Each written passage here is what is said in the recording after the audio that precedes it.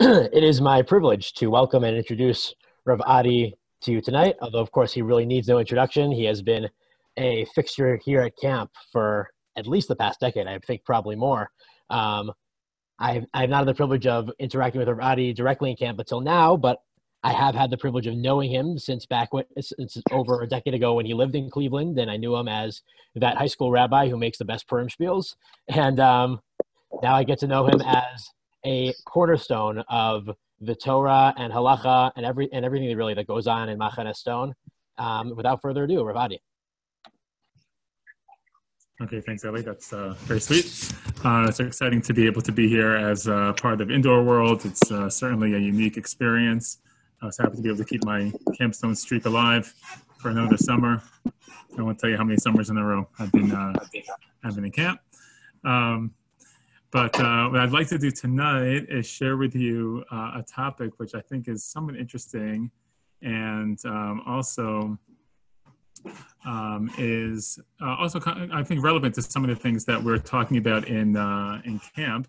One of the things that we're discussing is the idea of our responsibility for people beyond ourselves. And the question is, or one of the questions we can ask is, what is the extent to which we have a responsibility towards other people in the halachic realm? Meaning, what is the, if I see other Jews who are not observing the mitzvot, is that something that I should try to, let's call it, encourage? Or is that something that maybe it's not my business so much? So we know we have a mitzvah of tochacha, right? Which means we should rebuke people. And the question is that as far as it goes, or is it even farther? And if you see that on the source sheet, which I entitled, I'll make you an offer ring you can't refuse, which maybe you'll get after the first source. But really the idea is enforcing the observance of mitzvot. Is there a possibility or a requirement to enforce the observance of mitzvot upon people who are not complying with those mitzvot?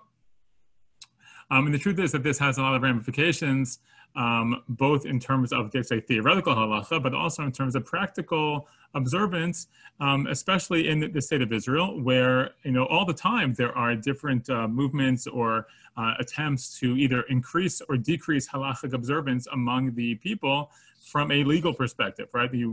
Recently there was a move to allow in certain cities more buses, to open movie theaters, maybe some restaurants, and there's always some, you see some opposition from that, you see people in support of that.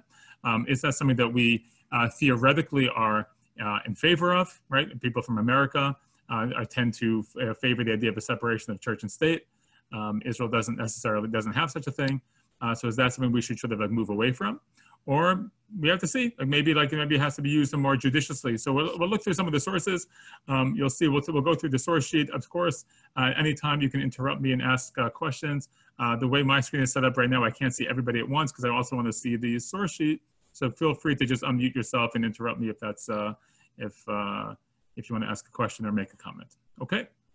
All right, so let's get started. So the first source we'll see here is a Gemara Masechet Bava Batra, which has an interesting line, which isn't our key line, but we'll start it with this just because it's interesting. Amar Rav Huna tal yuhu v'zavin zvine zvini. Rav Huna says, in a situation where a person is forced to sell some of their property, let's say they're forced to sell their house, okay, and that's maybe where the title of the shiur sort of gets its, at least part of its idea, right? If you ever saw the movie The Godfather, so I'll make you an offer you can't refuse. So if you want something to happen, the bad guys will come along, the gangster will come along, make me an offer for my house. I don't really feel like selling, but they make it very clear in a menacing way that I better sell or it's going to be bad for me. So I sell.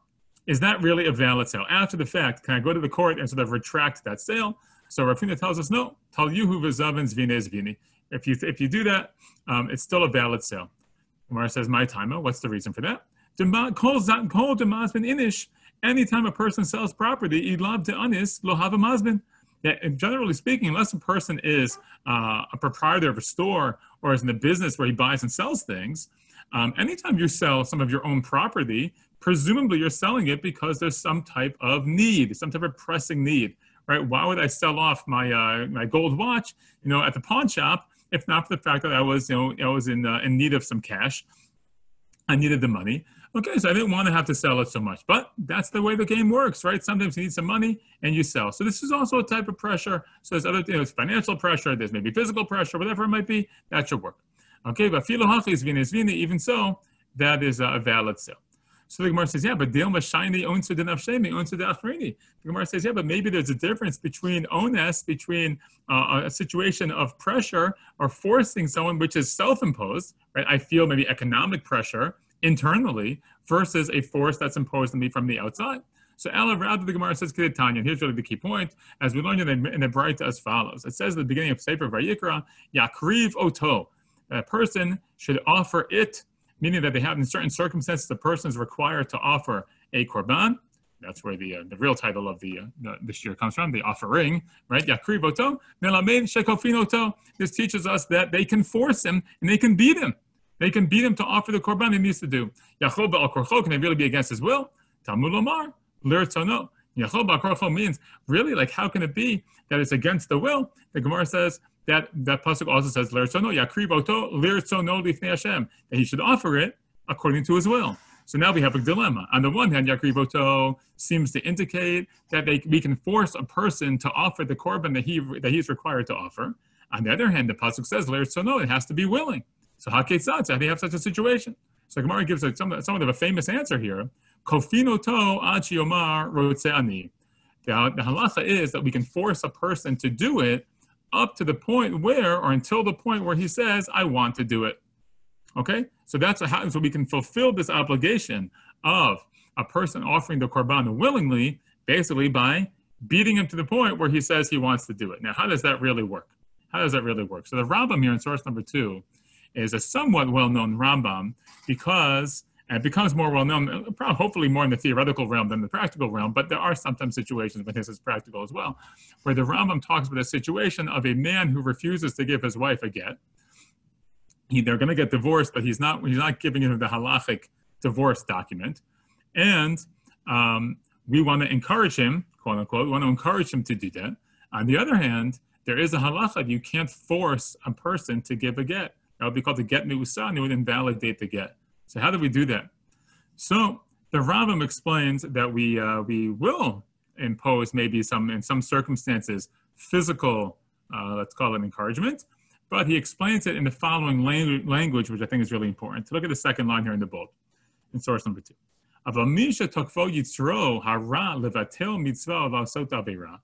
Somebody whose yetzer hara has overpowered him, let's say, to the vatel mitzvah, not to fulfill a positive mitzvah, or to do an outright avera, v'huka, and he is beaten, struck, until he does the thing he's obligated to do, or until he distances himself from the thing that he is prohibited to do. This is not called being forced to do this mitzvah.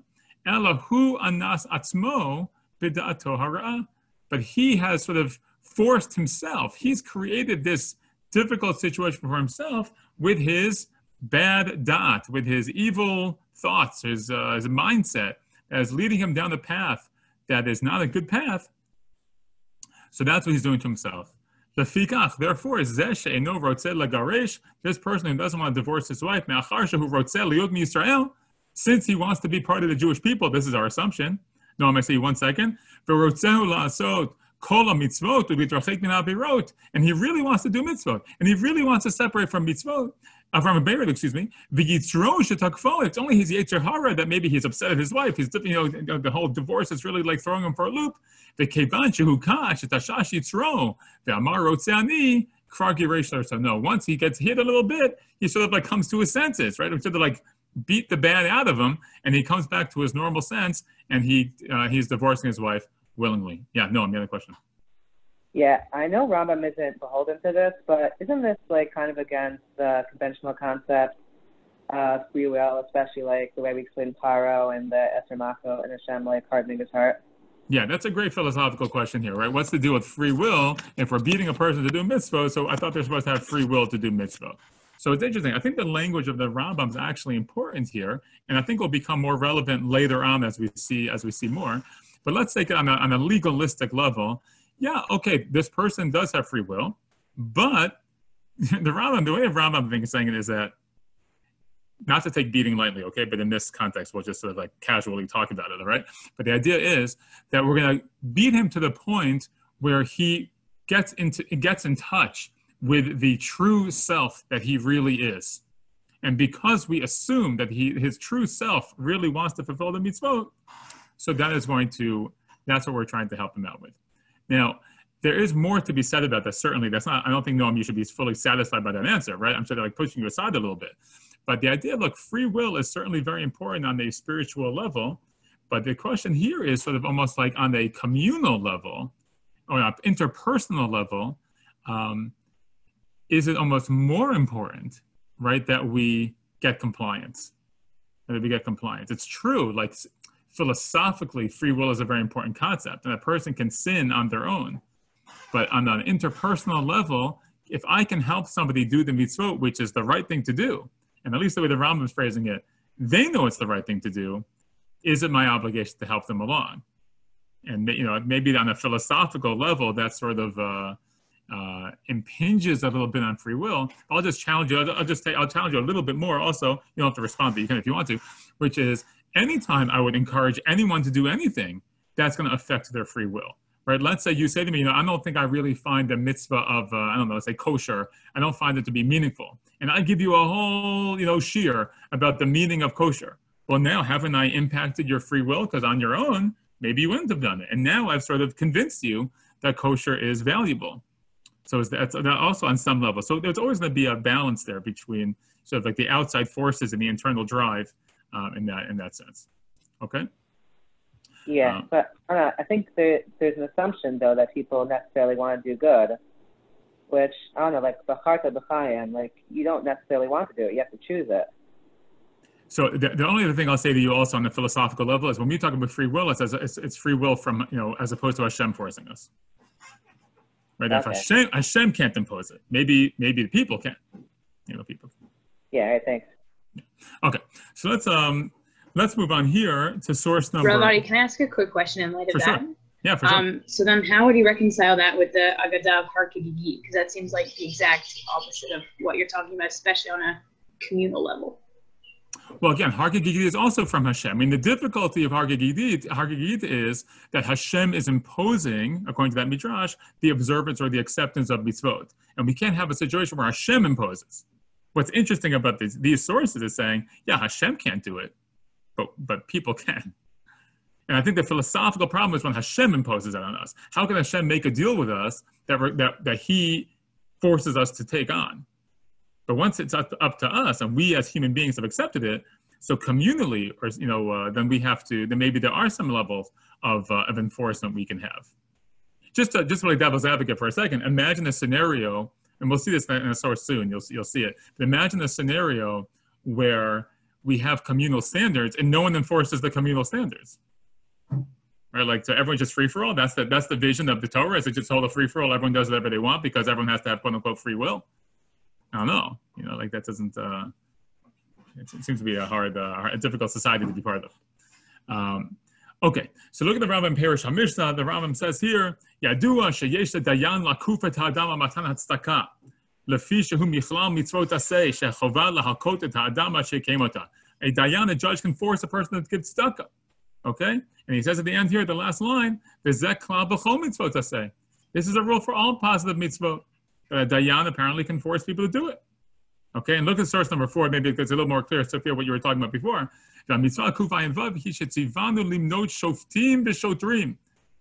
the commandment of Shoftim v'Shotrim, right, from Parshat Shoftim, right? What's the job of the Shoftim and the Shotrim? What are the judges, what are these officers supposed to do? Their job, according to the Rambam and the Sefer HaMitzvot, is essentially to force us to do the mitzvah. Those who stray off the true path, they just bring us right back. Right, etc., etc. Okay. Again, just by analogy, just by comparing it to, let's say, any society we're part of, right? There's always going to be a legal system, and a legal system presumably is based on determining what's good for that society. And the job, on some level, we have what's called an executive branch of the government. The job of the executive branch, in America at least, right, is to enforce the observance of those laws. Now, it's very nice to say philosophically, I may be opposed to some of those laws. I don't want to fulfill these laws.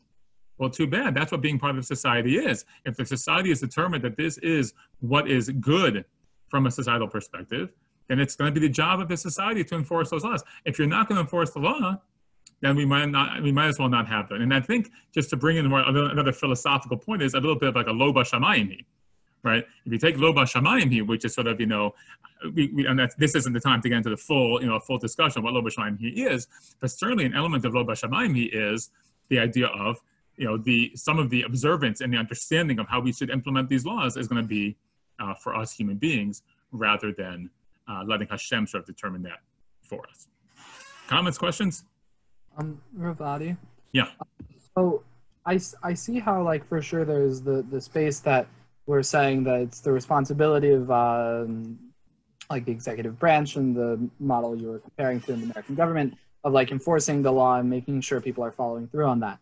But I feel like there's a big difference between that and sort of corporal punishment, like literally starting to hit people to cause them to carry out laws. Even this approaches like become amounts of torture, and that's never been an effective mechanism of getting people to do things that they want to do. So how are we sort of reconciling that idea that, like, is that even effective?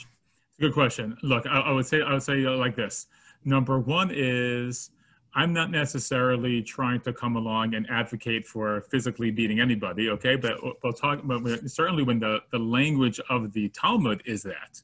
Meaning they certainly felt that was, right? Malkot, you have death penalty, right? Even Rabbanan, you have what's called Makat Mardut, which is, lashes of rebellion. I mean, that is always, there's no other than monetary fine, there's no other real mode of punishment the Torah really talks about.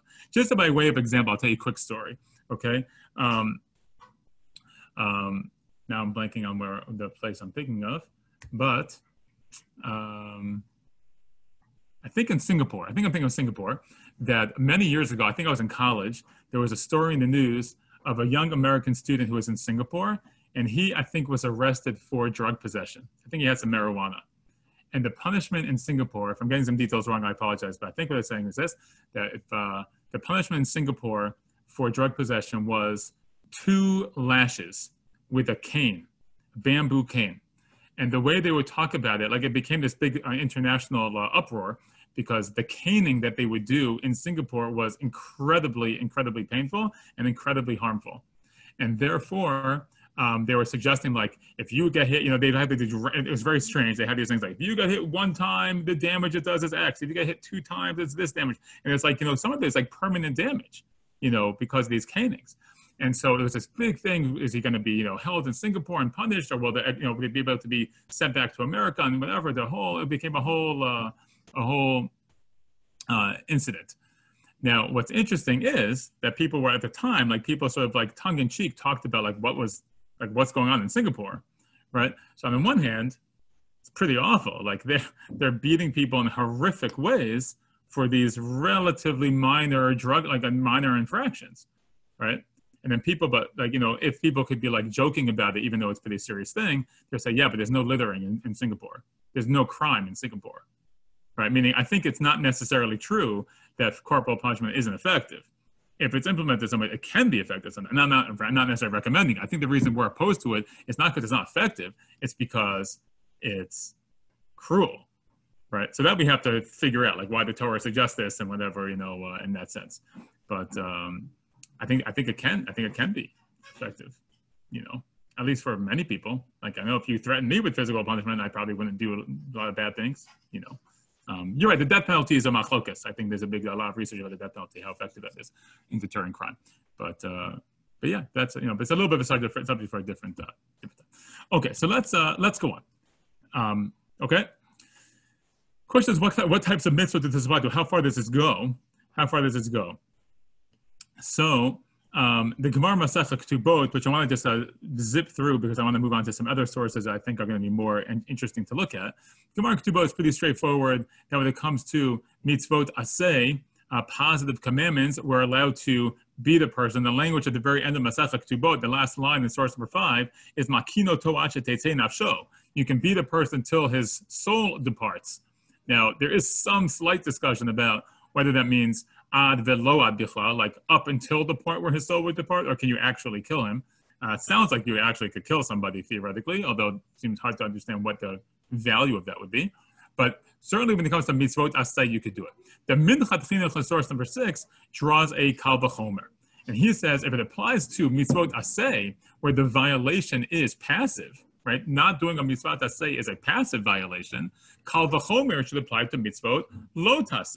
Meaning we know that in the Torah, there is a punishment for the violation of a mitzvot lo tasay post facto, right? After the fact, we give malchot or whatever it might be. That's for mitzvot lo tasay. Mitzvot tasay don't really have a punishment in Beit Din post facto, but initially, Minchas Shmuel says, perhaps we would be able to, or we probably should try to stop someone from violating the mitzvah taseh or the mitzvah lo taseh, kal v'chomer mitzvah lo taseh in that situation, because after all, if we can beat someone for a mitzvah taseh, you can do it for mitzvah lo taseh. Now, the example that the Gemara Masechah Ketubot gives, okay, is if you look at the last one again, just to go back to source number 5, it seems like somewhat benign things. Build a sukkah. And the guy says, nah, I don't feel like building a sukkah. Take the lulav. Don't feel like it. Makinoto, like it's pretty wild. I mean, it's a pretty wild idea. And then Minchas Shmuel says, kal v'chomer, a person who's about to violate Shabbat, like tackle him so he doesn't, turn the lights on or something. It seems pretty severe, right? And if you're bothered by it, that's okay. Like you could be bothered by it. But that seems to be the baseline halacha. Now, I do want to open up for a moment and ask you, okay, this seems pretty harsh. Why do you think there is such a halacha? Why would this halacha exist? What's the benefit of that? We're not just interested in beating people. That certainly can't be the ethos of Chazal. We know that Chazal constantly talk about Deracheha Darchei Noam, right? The ways of Torah are pleasant and peaceful. So we're certainly not looking to go beating people. So why would the Chazal talk about it? Why would we understand that the Torah allows such a thing? Could it be that it's maybe like it's like an odd value? Sorry, that's not the right word, is it? That it's like this is a permissible way to do it in the most extreme case. For instance, when we're talking about like the Rasha, the Ben Rasha and the Seder, so he asks like a question that from like a Chacham, you might give them the benefit of the doubt. But if it's already someone who's proven that they've like really rejected everything, then we're saying now you can use violence against them. Like that's the farthest extent that we would go. Okay, so you're saying like it's just an extreme example. But again, I'll ask you, but why? Like I think Noam's question from the beginning is good, like free will. Like don't we care about free will? Like don't we want mitzvah to be something that person comes to on their own and they can embrace and feel happy about and excited about doing mitzvot? I wouldn't be so happy if you start beating me every time I don't do a mitzvah. I'm not sure that's the best educational model, right? We talk about it on camp explicitly, right? That's like tackle a child, to bring him to Shiur or whatever, So why would we have such a thing?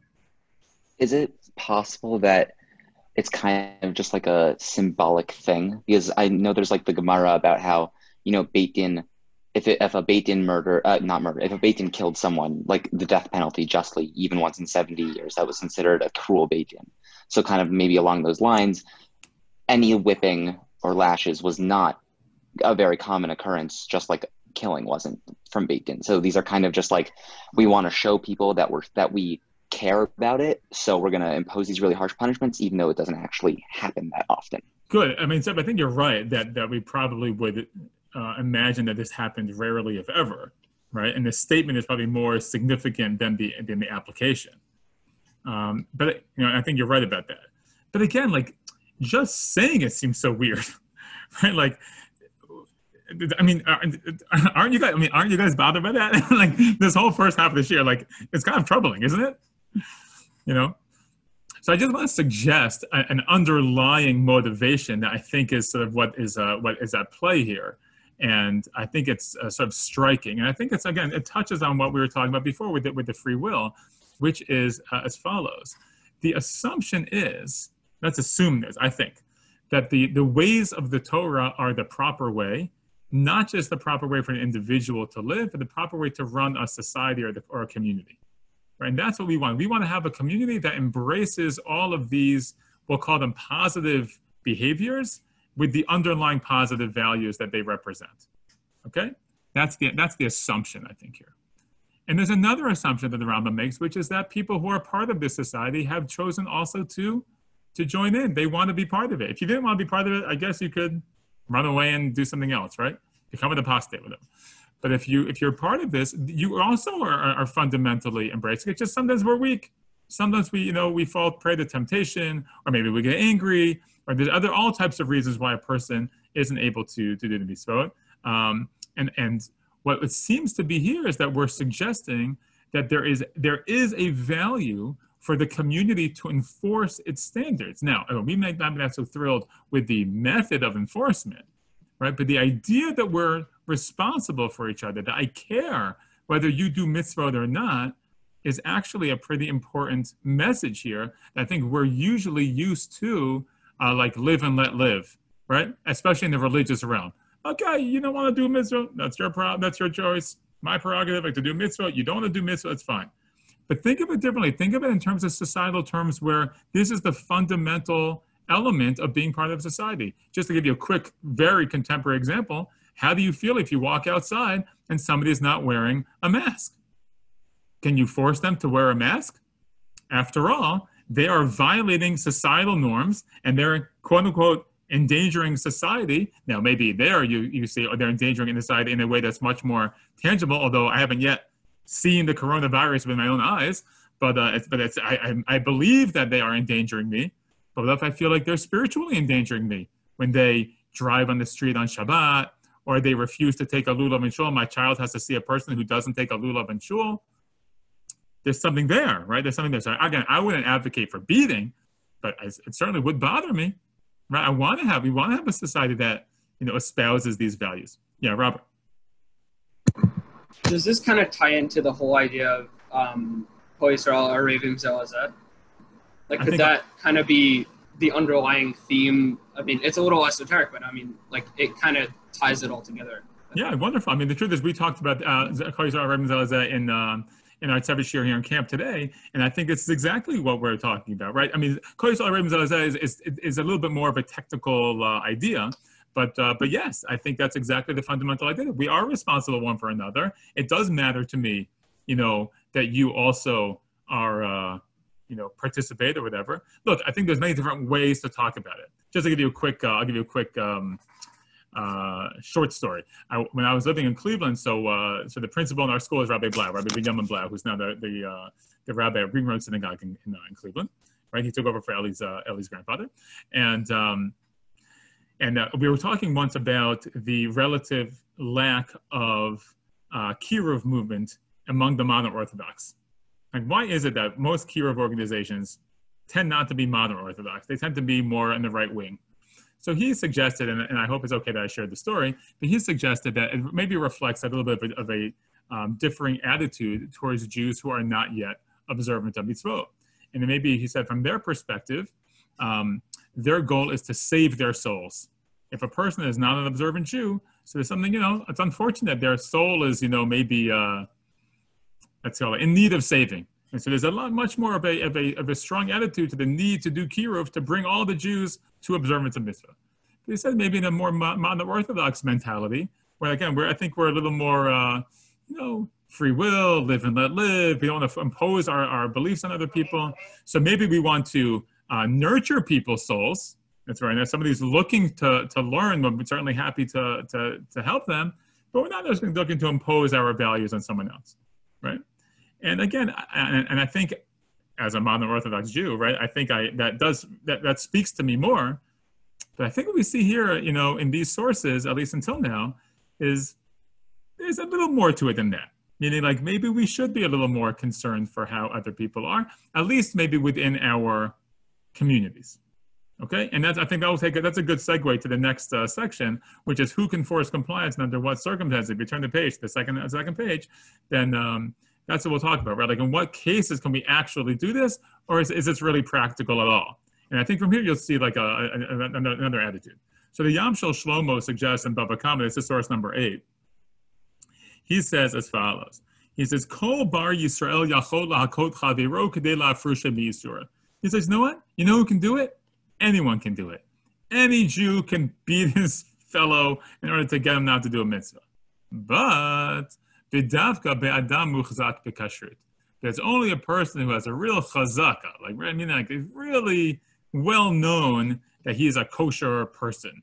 What does that mean? Sheyedu shelashem shamayim asa. They know that he did it really l'shem shamayim. He has real, true, motives, real pure motives. Adam chashuv muflag is a person who's an important person. He stands out. But a regular person, I would say, like all of us, lav kol kamine. Whoa, who's getting involved? I'll just give you a quick example, right? Sometimes you have a situation where, let's say, there's talking in shul. You have such a phenomenon, talking in shul. So every once in a while, I don't know what shuls you go to, but in my shul at least, every once in a while, there's a guy who gets really frustrated. There's some talking in shul, and he might kind of give a little outburst. He'll be like, "Oh, it's enough to talking," he gets really upset. And sometimes you have to ask yourself the question, right? When you lose it a little bit like that, and I think we've all felt that way sometimes, not about that, whatever, either about talking or other things, right? You get upset, and you have to say, how much of this is really l'shem shamayim? How much of this is really all I care about is God's honor. All I care about is the values that we're imparting to our children. Or how much of it is that the guy's annoying me? Right? I find it irritating. I'm trying to daven, and he's talking. Or maybe I'm annoyed because he's doing the wrong thing and he's getting away with it. And I'm trying to be the goody two-shoes, and I'm not getting away with it, and it's frustrating for me, So that's what the Yam Shel Shalom, I think, is saying here. Just a regular person to jump on people for not doing mitzvah, remember, all of us don't do mitzvah 100% properly. So that means we'd all be subject to these beatings at some point. So we got to relax a little bit. It's not so easy to impose it. So it's a theoretical idea. Maybe there's someone who can do it, but it's the rare individual who could actually do it. Okay? Now the Sefer Achinu takes a little bit one step further. He says it's not that anyone can do it. He says in the bold here, sheyesh lekol kahal v'kahal shebachol makom limnot beinehem ksat min hatovim shebehem. Each community has to appoint the best of the best. Sheyeh behem koach al kulam la'achricham b'chol mini hachreach she'yireh beinehem. So you get these people, you hire these people, or you appoint these people who they can be responsible to enforce the rules. The rules in this case being mitzvot. But again, you see there, it's a communal point, right? It has to be people that the community trusts to be able to enforce these things, because otherwise, what are we really talking about? Okay? Now, the Or Sameach takes this to another level. The Or Sameach was the Meshech Chochmah, and he writes as follows. He comments on the Rambam. The Rambam is in Hilchot Mamrim, so he writes this. This idea that we'll beat a person to death, basically.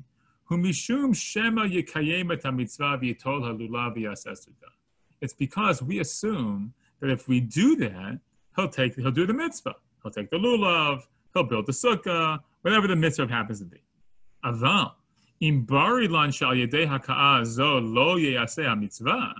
but if it's clear to us that by beating this person, he's not going to do the mitzvah, asur lanu lingoa afilu b'saro, can't even touch his hair, right? We would say now in modern parlance, you can't touch a hair in his head.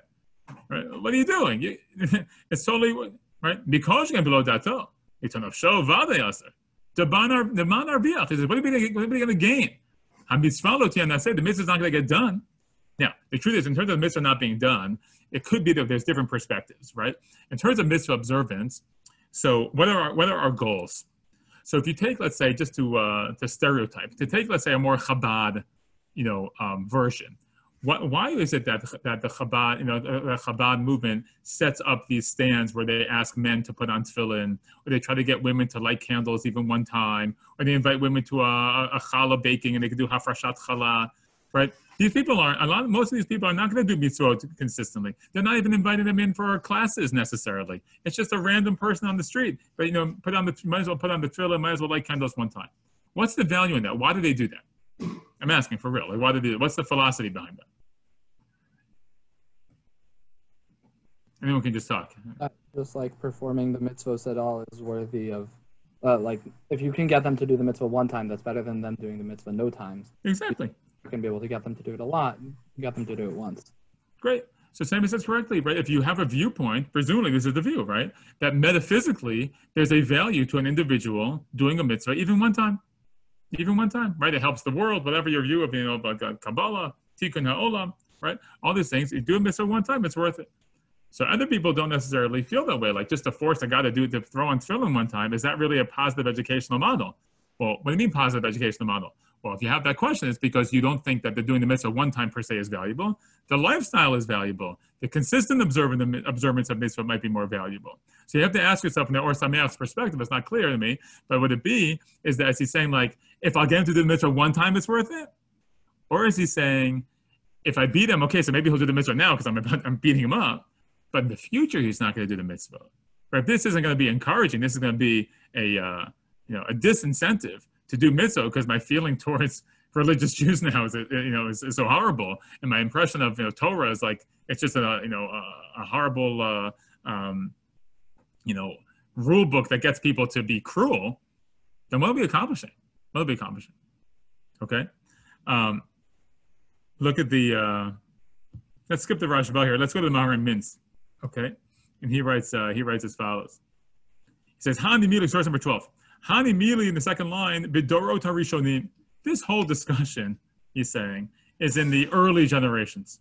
Shelo haya hador parutz v'shamu lakol mochichim.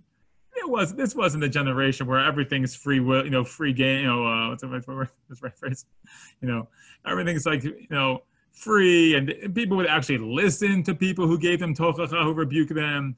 Gam chashu al ziluta didhu. People actually cared about their ziluta. Ziluta means they have shame.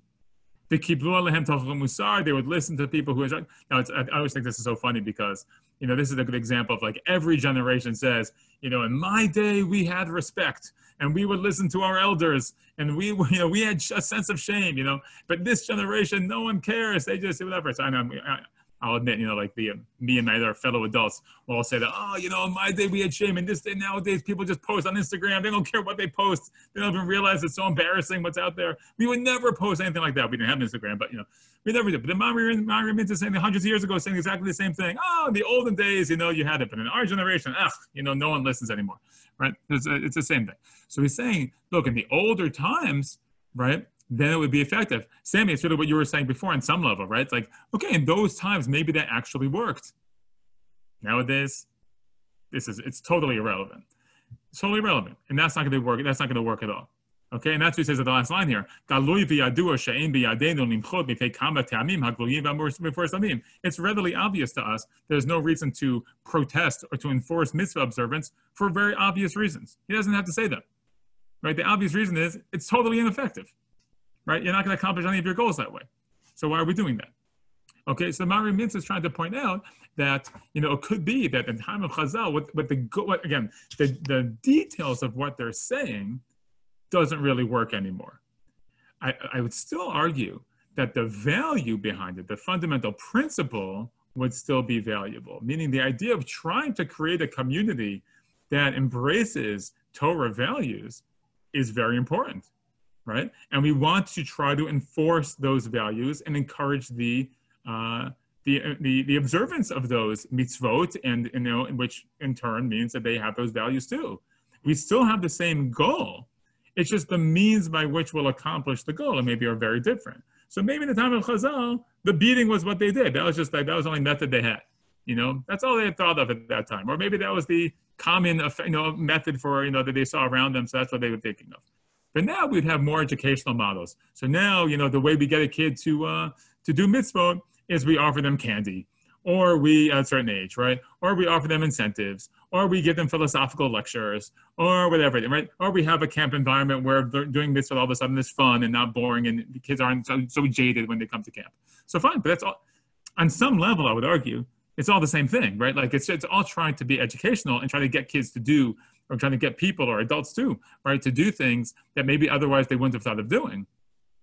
But it's for positive goals. Let me just show you one more source, and I'll take questions if you have them. The Chazon Ish here, which I think is such a great source, because I don't know what your impression of the Chazon Ish is, but usually people who are in the Orthodox world think the Chazon Ish is being very Haredi and very harsh and strict because he comes from Bnei Brak. And he probably didn't even have any. I think if you saw him in real life, he just was a black and white figure. He didn't have any. It was all gray. You didn't even know who he was. So I just have to show you this story. It's such a beautiful idea. He says in your idea, he says it here. He says this idea. He says So he says two things. First thing I'll tell you about Alpeh, and then I'll show you a couple of lines. He says, first of all, this idea of beating someone to do mitzvot, that was true when Hashem's presence was readily obvious. Okay, meaning if you could feel Hashem at all times, he's saying like maybe there's like Nevi'im, you had a Bat Kol perhaps, at the times of Chazal, that's what we're talking about, right? There were like miracles, and you could see Hashem. So everyone understood that following Hashem's mitzvot was the proper thing to do. So in that context, somebody in that sense who's now not doing a mitzvah, something's off, something's wrong. Maybe there, again, just ignoring our little, like we're not so happy with beating, but beating the bad out of them, the way the Rambam said, actually maybe that works in that context. But look at the fourth line of source number 13 in the bold. But the time when God's presence is hidden,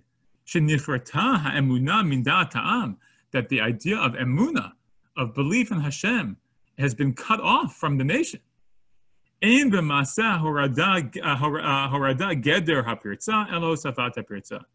This idea of beating a person, you think you're going to be mending fences by doing that? You think that their misbehavior, their lack of observance of the Torah is breaching a fence, and by beating them, you're going to, mend the fence because now everyone's going to do the mitzvah?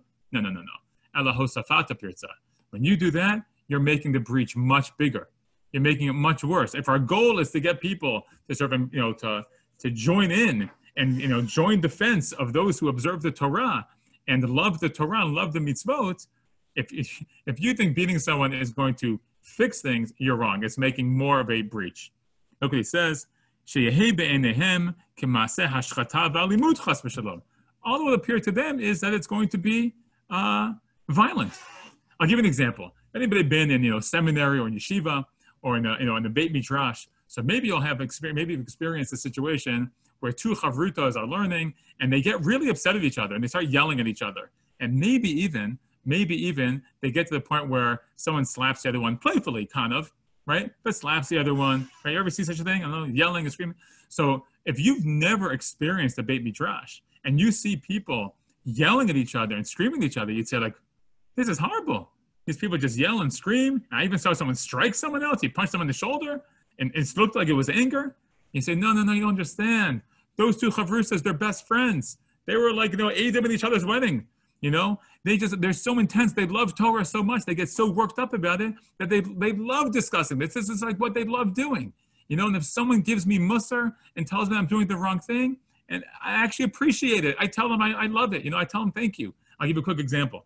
Example would be, let's say, for example, I'm in a place where maybe you wouldn't normally find me. I'm in the bar, okay? I'm in the bar. I'll give you a classic movie example. I'm in the bar with my girlfriend, and some guy makes a comment and insults my girlfriend. So now I have to defend my girlfriend's honor, and I don't have a girlfriend. I have a wife. Okay, but in this example. Okay, so I want to defend my girlfriend's honor, and I say to this guy, let's take it outside, buddy. And he goes, yeah, I'll meet you in the parking lot. And I go outside, and my friends, they grab me, and I'm really getting angry. I got really worked up. So I really want to beat up this guy. So I said, I'm going to beat this guy up. And I lunge at him, and my friends grab me, and they rip my shirt because I was, and then I keep fighting, and they tackle me, and they hold me down. And I go, what are you guys doing? This is crazy. Okay, then, some time passes. They hold me down for a while, and some time passes, and I calm down. So now what do I say to them? I can't believe you guys. You think you were trying to, stop me from doing something bad, but you beat me and you held me down and you ripped my shirt. I can't believe you're horrible friends. I hate you guys. No. Well, if I really calm down and understand, I'd say, guys, I really appreciate that. You really showed me the right thing to do. I was going to get myself in big trouble. Could have gone to jail. Who knows what danger would have been very dangerous to get into a fight. Who knows what would have happened. I really appreciate that that even though it was very extreme what you did, tackling me is very extreme, but I actually appreciate it. So in that context, as a Chazon Ish, when someone would have that response, okay, so the same thing for a lulav. So I didn't take a lulav. They're like, well, you talking about lulav, And I go, guys, I don't know what was in my head. I didn't take a lulav. You're right. That was exactly, of course I wanted to take a lulav. I don't know what I was thinking. So that's the attitude. Okay, so then we can understand a little more. Again, I'm not such a big advocate of the beating part.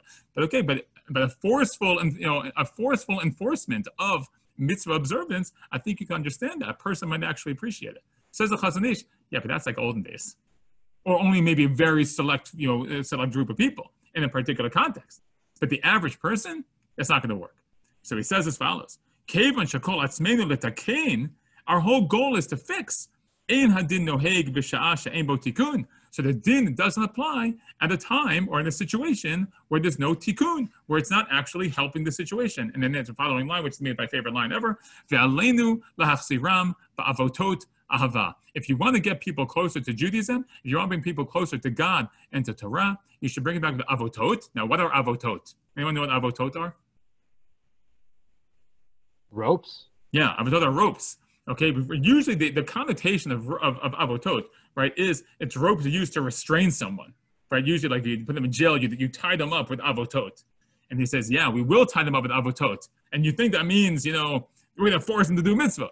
No, avotot ahava. It's hugs.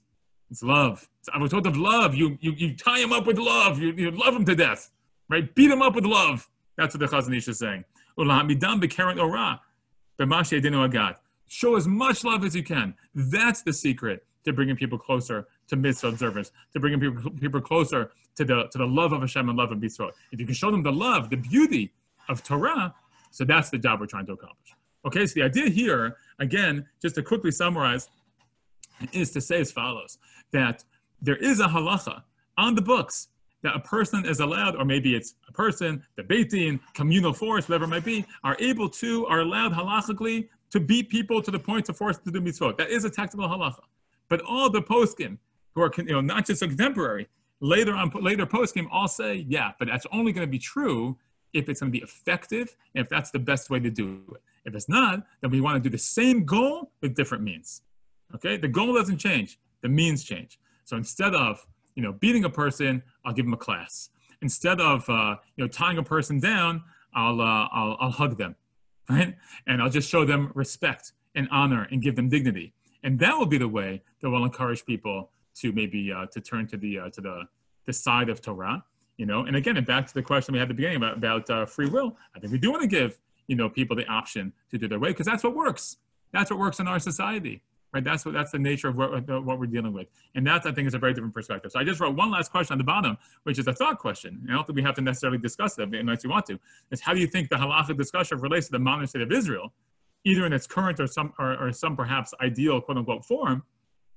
Again, the question is, when you think about these laws that Israel tries to impose on people who aren't really thrilled with having these, with having restrictions, halachic restrictions. The question is this the more effective method, or is it not a more effective? Is there a different, more effective method to bring people close to Torah, if that's in fact what we're trying to accomplish? And I think it's something to think about that. Sometimes people think that when it comes to, the Jewish, the halachic or the religious view of the state of Israel, it has to include, forcing people to do mitzvot. I'm not so sure that that's necessarily the mode that we would choose. Not so sure. Again, it's a question of what's appropriate and what's not appropriate. Certainly there's other issues that make it more complicated, such as maintaining the Jewish nature of the state and things like that. But I think that's something to think about when we consider those types of issues as well. Questions? Yeah, no, I'm going to see. I think in considering that question, you have to take into account that society has changed.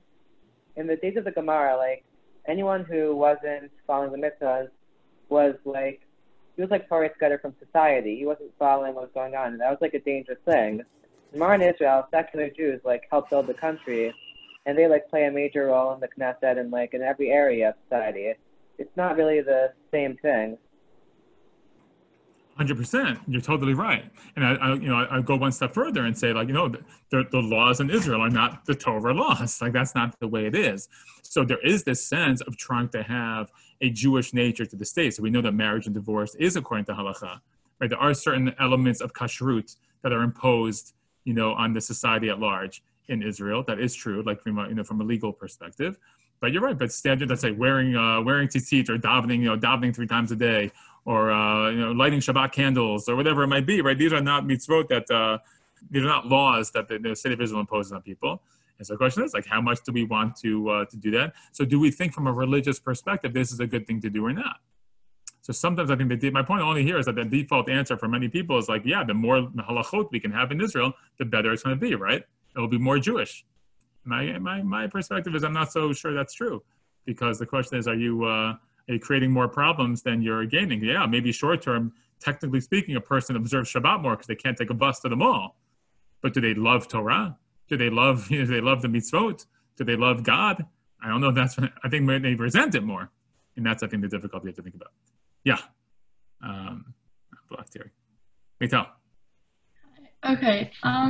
So first of all, during Mashiach, will we have the same kind of like, intense judgment and like possible death penalty because Hashem's presence will be obviously much more prominent? I don't know. No one knows what will be in the future, right? If you had to ask me, I would imagine that some of those more corporal elements of punishments would be less likely to be imposed. Meaning even in time of Chazal, I could follow up, but even in time of Chazal, right, you see that it's very difficult to impose the death penalty, right? Right, that's their understanding, right? It's so difficult to impose a death penalty. So Kal v'chomer in our society, where we have real debates about corporal punishment, I would imagine we would also have a similar reluctance to punish that way.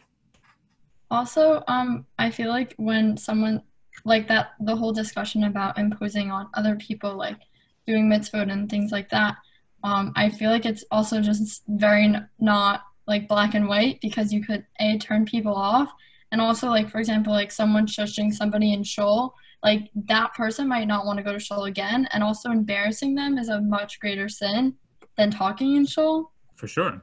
Right. Yeah. Right. And no, then, you're totally right. Yeah. Yeah.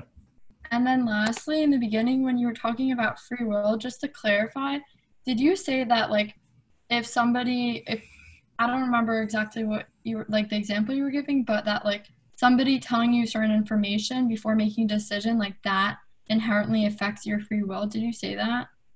I just use that as a logical argument. Meaning, if you want to suggest the idea that free will means that I'm completely free to make my own decisions, well, no one's completely free to make their own decisions, right? Like we're all influenced by other things. So how do I know that I'm completely free? Like I'll give you just a quick example, right? Like I teach in yeshiva the Raita, and we have a lot of students come in, remember? And every year, one of the main things that my students are concerned with is my current mitzvah observance because I actually believe in God and the mitzvot, or is it because my parents raised me in an Orthodox home and therefore I do mitzvot? Right? So where's their free will? Where's their free will? And the answer to the question is some combination of both, probably, right? Nature and nurture, right? So my only point is there's never 100% free will. The philosophical argument, I think, is important in the sense that God can't force you.